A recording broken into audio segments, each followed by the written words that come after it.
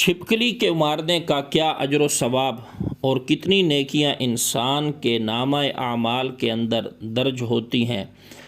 بسم اللہ والصلاۃ والسلام علی رسول اللہ، اما بعد۔ محترم ناظرین، السلام علیکم ورحمۃ اللہ وبرکاتہ۔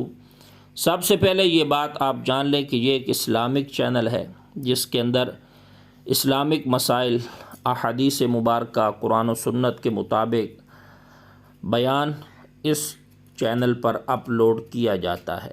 اگر آپ اس چینل پر نئے ہیں تو اس چینل کو آپ ضرور سبسکرائب کریں، ویڈیو کو آپ لائک اور شیئر کریں۔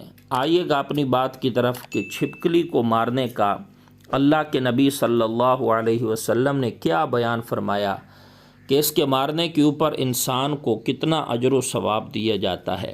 مسلم شریف کے اندر حدیث ہے کہ اگر کوئی انسان چھپکلی کو پہلی ضرب میں مارتا ہے تو اس کے لیے اتنی نیکیاں ہیں، اگر کوئی دوسری ضرب میں مارتا ہے تو اس کے لیے اتنی اور اتنی نیکیاں ہیں، اگر کوئی تیسری ضرب میں مارتا ہے تو اس کے لیے دوسری ضرب سے بھی کم نیکیاں ہیں۔